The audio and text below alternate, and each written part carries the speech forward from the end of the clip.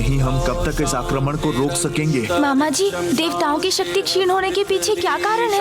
हम असुरों को पराजित क्यों नहीं कर पा रहे हैं? शक्ति स्वरूपा देवी पार्वती और श्री स्वरूपा देवी लक्ष्मी, इन दोनों की अनुपस्थिति के कारण हम सभी देवता शक्तिहीन और श्रीहीन होते जा रहे हैं। देवी पार्वती के जाने पर शक्ति खोई थी हमने, किंतु सौभाग्य और विजय की स्रोत मंगल स्वरूपा देवी लक्ष्मी हमारे साथ थी।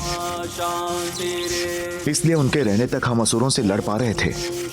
किंतु अब देवी लक्ष्मी के प्रस्थान से भाग्य ने भी हमारा साथ छोड़ दिया है और हमारी शक्तिहीनता स्पष्ट दिखाई दे रही है। भीतर से खोखले हो चुके हैं हम। ऐसा लगता है ज्येष्ठा अलक्ष्मी की छाया पड़ गई है हम पर। ज्येष्ठा लक्ष्मी मामा जी? हाँ पुत्र, ज्येष्ठा देवी लक्ष्मी की बड़ी बहन है। ये उस समय की बात है जब अमृत प्राप्ति के लिए समुद्र मंथन चल रहा था। लगता है इस मंथन का शुभ परिणाम हमें प्राप्त होने ही वाला है। देवी लक्ष्मी के समुद्र मंथन से बाहर आने के पूर्व उन्हीं का दूसरा प्रतिरूप ज्येष्ठा बाहर आई, जो दरिद्रता और दुर्भाग्य की प्रतीक थी। उसके पश्चात सागर से देवी लक्ष्मी बाहर आई।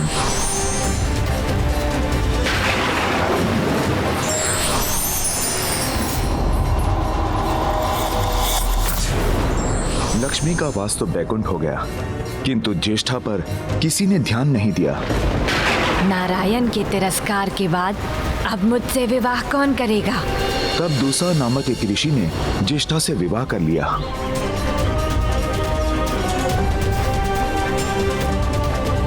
किंतु जहां ज्येष्ठा का वास होता है, वहीं अधर्म और तामसिक प्रवृत्तियों का बोलबाला होता है। ईश्वर का नाम तक नहीं लिया जाता, कोई पूजा सफल नहीं होती। इसलिए ऋषि दुस्सह भी दुखी हो गए और ज्येष्ठा का त्याग कर पाताल लोक में जाकर रहने लगे।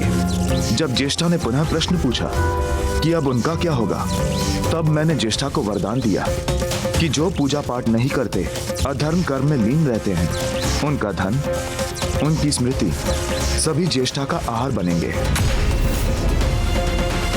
और तब से सदा अधर्मियों की ताक में रहती है ज्येष्ठा। अर्थात ज्येष्ठा मामी जी के विपरीत है। जहाँ ज्येष्ठा का वास होगा, वहाँ दुर्भाग्य की छाया रहेगी और वहाँ सौभाग्य की देवी माता लक्ष्मी नहीं रह सकती। किंतु यदि उन्हें यहाँ ले आए तो?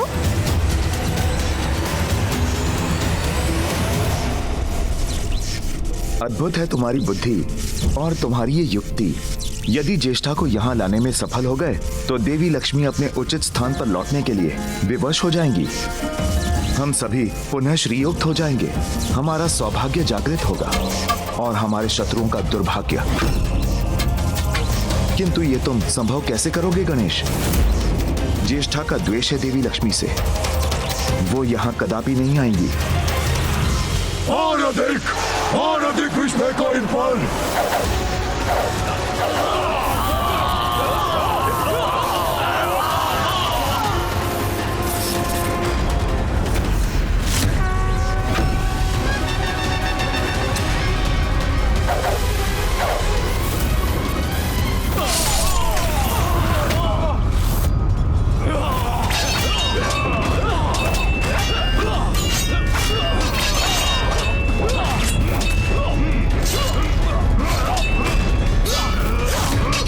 सभी देवताओं की शक्ति तो क्षीण पड़ती जा रही है। फिर मैं इन्हें युद्ध में इस प्रकार एकाकी छोड़कर कैसे जा सकता हूँ? पुत्र, समय नहीं है। जो भी करना है शीघ्र करना है। तुम शीघ्र जाकर ज्येष्ठा को लेकर आओ। यदि हम अभी श्रीयुक्त नहीं हुए, तो सभी देवताओं का अस्तित्व मिट जाएगा।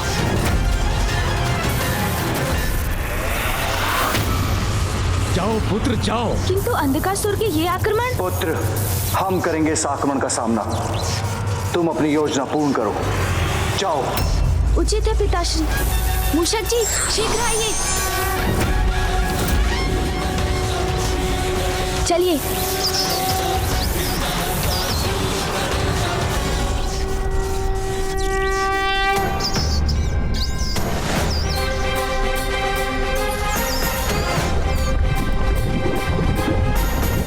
प्रभु, हम यहाँ वहाँ जा तो रहे हैं, किंतु हम ढूंढ क्या रहे हैं? वो स्थान मूषक जी, जहाँ अधर्म और अशौच ही जीवन का आधार हो, जहाँ ज्येष्ठा मौसी का वास हो। किंतु प्रभु ऐसा स्थान कहाँ मिलेगा हमें? उनका स्थान तो अंधकारी पाताल ही है, किंतु अब तो माता लक्ष्मी वहाँ स्थित है। जहाँ स्वच्छता और नैतिकता का अभाव हो, वहाँ मिलेंगी ज्येष्ठा मौसी। मूषक जी, ऐसे स्थान को ढूंढने में ही हमारी सुरक्षा निहित है। ज्येष्ठा मौसी को ढूंढ कर ही रुकेंगे हम। प्रभु कैलाश के तो कण कण में पवित्रता का वास है, इसलिए वहाँ तो ज्येष्ठा मौसी का होना असंभव है। वैकुंठ,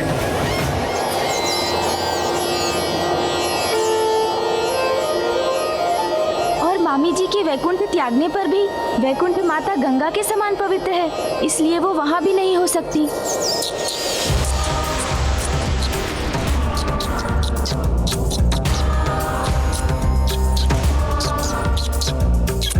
ब्रह्मलोक, किंतु ब्रह्मलोक में तो माता सरस्वती की पवित्रता है और ब्रह्मदेव का वेद पाठ भी गूंजता है, इसलिए यहाँ देखना भी व्यर्थ है। हाँ प्रभु। सूर्यलोक में सूर्य देव का तेज है, इसलिए वो वहाँ भी नहीं हो सकती। और चंद्रलोक में तो चंद्रदेव की शीतल किरणें।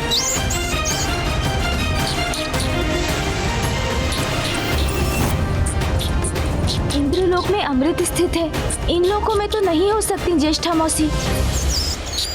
हाँ प्रभु।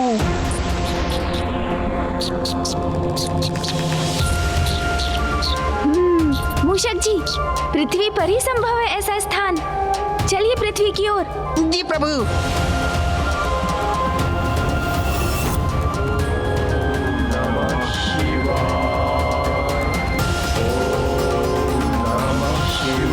जहाँ यज्ञ, हवन, संध्या वंदन, वेद पाठ आदि होता हो, वहाँ भी ज्येष्ठा मौसी नहीं हो सकती।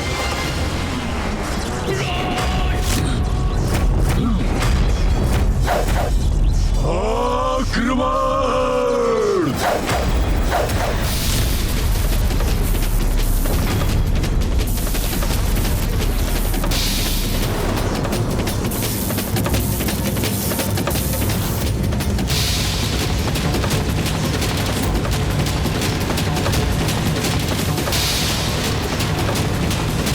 गणेश, शीघ्रता करो, हमारी शक्तियां क्षीण हो रही हैं।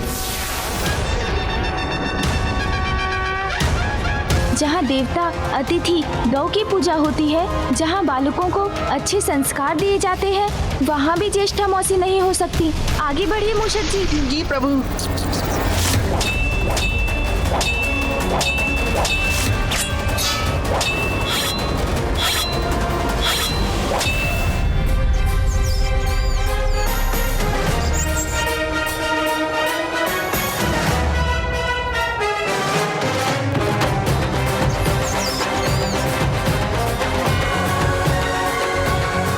जिन स्थानों में विष्णु भक्त और शिव भक्त रहते हैं, वैसे स्थानों में भी ज्येष्ठा मौसी नहीं हो सकती। चलिए मूषक जी।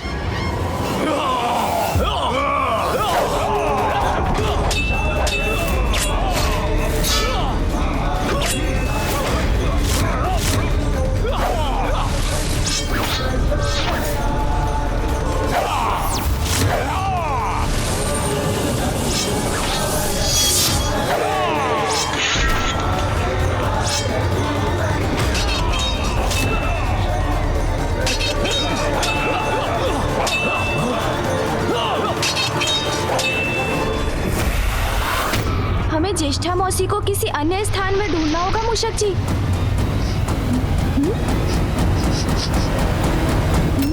ये दुर्गंध कैसी है? ये वहाँ नीचे से आ रही है प्रभु। अब यहीं उतरिए मूषक जी। जी प्रभु। ये स्थान ज्येष्ठा मौसी की वास के अनुकूल प्रतीत हो रहा है। चलिए मूषक जी।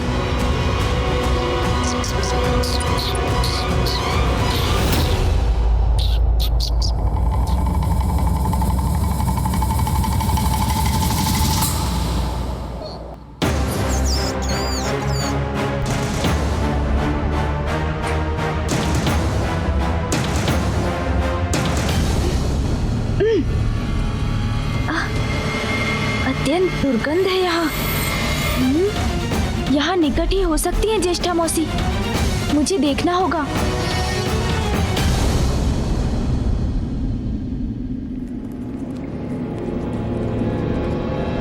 कहाँ हो सकती है? वहाँ कोई है।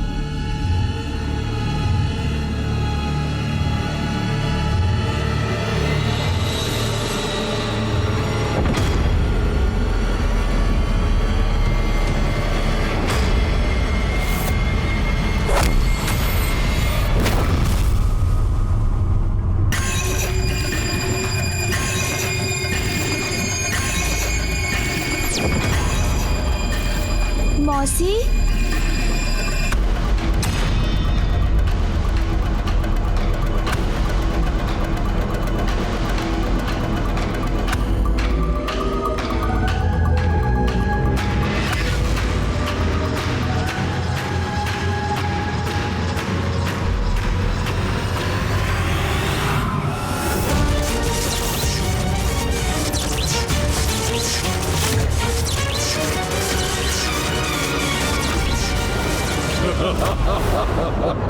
कौन मौसी? किसकी मौसी?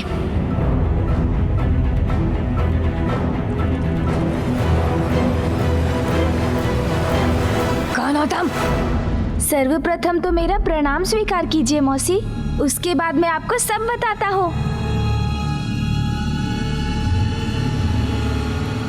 मौसी, वो मैं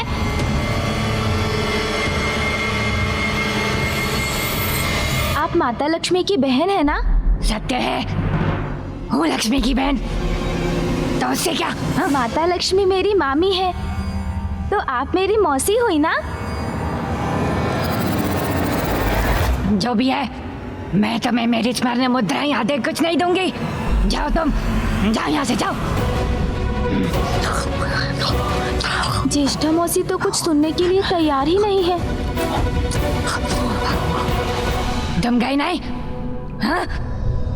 क्या क्या चाहते हो तुम? हाँ? और ऐसे क्यों घूर रहे हो मुझे? मैं तो बस मौसी, किंतु कोई बात नहीं। क्या कोई बात नहीं? मूषक जी, मैंने कहा था ना मूषक जी, ज्येष्ठा देवी कहीं अधिक सुंदर है। नहीं नहीं प्रभु, माता लक्ष्मी की तुलना में इनकी सुंदरता कुछ नहीं। आप शांत रहिए मूषक जी, आप ठहरे मात्र मूषक, आप भला कहाँ पर रख सकेंगे इनकी सुंदरता? हाँ, उचित है। इस मूषक को कहाँ सुंदरता की परख? हाँ मौसी, मैं भी तो यही बोल रहा था। हाँ, मुझे ज्ञात है कि आप अधिक सुंदर हैं, किंतु इन मूषक जी के समान सभी को लगता है कि मामी देवी लक्ष्मी अधिक सुंदर है। अब ये मैं कैसे समझाऊं सभी को? हाँ मौसी, इसका तो एक ही उपाय है कि आप मेरे साथ चलें। मामी देवी लक्ष्मी और आप एक दूसरे के समक्ष आएं, तो ये सत्य स्पष्ट हो जाएगा।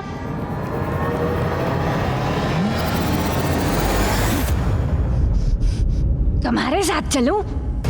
और कहाँ? पाताल मौसी। पाताल? किंतु लक्ष्मी का स्थान तो वैकुंठ में है। हाँ, वो वैकुंठ में वास करती थी। समझ गई, वैकुंठ से संतुष्ट नहीं थी, इसलिए पाताल पर भी अपना अधिकार जमाने आ गई है वो। अब महत्वाकांक्षा की तो कोई सीमा ही नहीं होती मौसी, किंतु आप चलिए ना मेरे साथ। वैकुंठ उसका, तो क्या पाताल भी उसका हो जाएगा?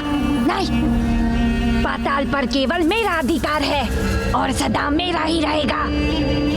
और वैसे भी मैं उसके निकट जाऊंगी तो वो स्वयं ही पीछे हट जाएगी।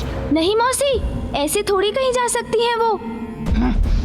मेरी मामी है, उनको समझाऊंगा मैं। आप तो चलिए। उससे कहीं अधिक सुंदर और मंगलमयी हूँ मैं, याद है मुझे, किंतु परिस्थिति ही कुछ ऐसी थी कि। सर्वथा उचित कह रही है आप मौसी, किंतु अभी तो अवसर है उन्हें सत्य से परिचित करवाने का, इस संपूर्ण संसार के समक्ष ये प्रमाणित करने का कि आप माता लक्ष्मी से कहीं अधिक उत्तम है। और हाँ, देव देवियों की गणना में भी आपका उचित स्थान होना चाहिए मौसी। उचित है, किंतु मुझे ज्ञात है कि मैं कब, कहाँ और कैसे जाना चाहूंगी। युक्ति तो कार्य कर गई। अब बस मौसी ज्येष्ठा को वहाँ तक ले जाने की देर है ताकि देवासुर संग्राम में अंधकासुर के असुरों को उचित पाठ पढ़ाया जा सके।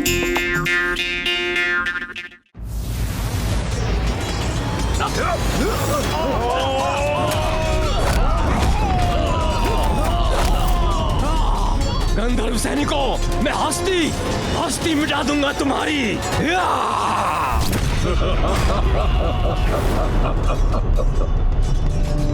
शक्तिहीन हो रहे हैं त्रिदेव। शीघ्र ही खंडित होगा ये दिव्य कवच। फिर सभी देवता बनेंगे अंधक के बंधक।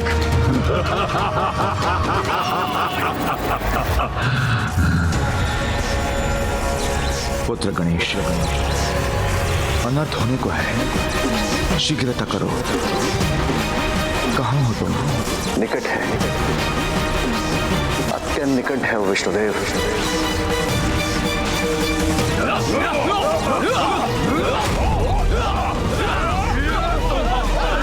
ये क्या? इस युद्ध स्थल पर मुझे क्यों ले आए हो? मौसी, मुझ पर विश्वास कीजिए, ये युद्ध माता लक्ष्मी के लिए ही हो रहा है। हाँ, उचित है, मुझे कोई आश्चर्य नहीं है। अवश्य अपने गर्व के लिए देवासुर संग्राम करवा रही है वो, किंतु है कहाँ वो? मामी जी तो राजभवन के भीतर है। मैं आपको वहाँ ले चलता हूँ।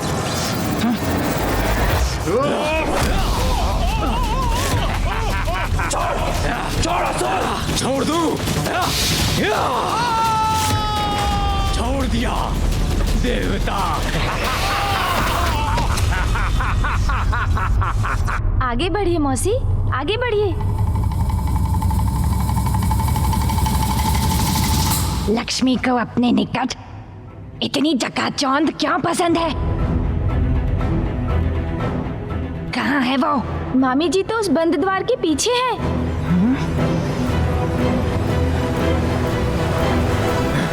रुको। तुम यहाँ कैसे आ गए?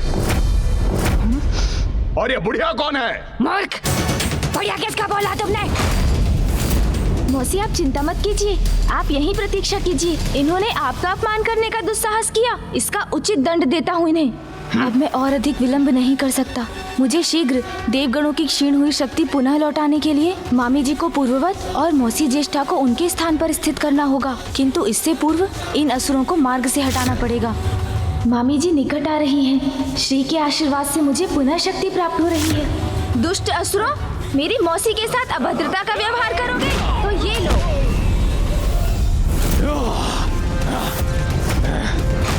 देवताओं, अब कोई तुम्हारी रक्षा नहीं कर सकता।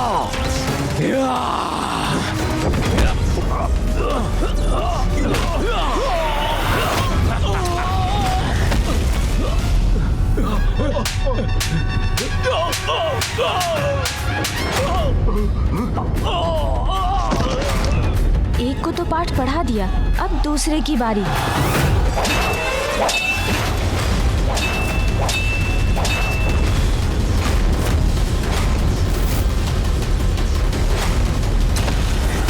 देखो देवराज, देखो मुझे, मैं साक्षात काल हूं तुम्हारा।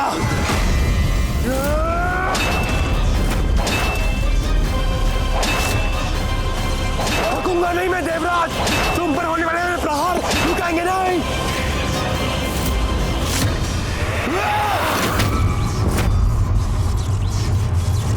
अब भी कुछ शक्ति शेष है तुम में देवराज, किंतु उसका भी उपाय है मेरे पास। थक रहा हूं मैं, किंतु मुझे इसका अंत करना ही होगा। बस कुछ क्षण और, इन असुरों को उचित पाठ पढ़ाकर मैं उस कार्य में लग जाऊंगा जिस कार्य से देवगणों की क्षीण हुई शक्ति पुनः लौट आएगी।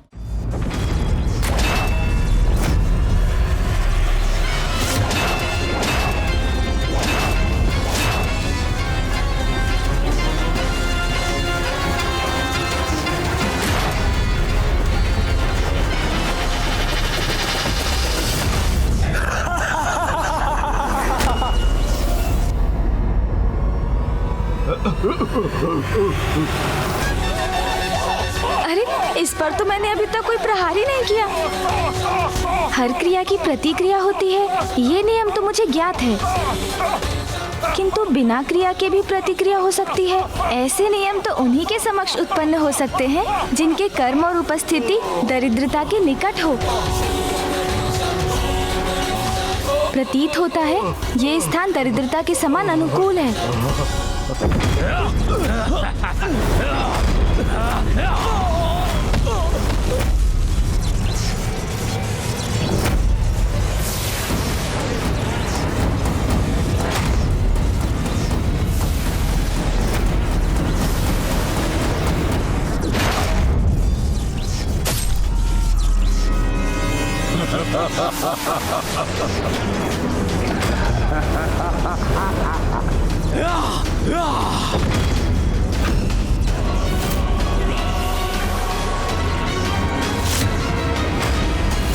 बहुत विलंब हो चुका है गणेश, अब हम कुछ भी कर पाने में असमर्थ हैं।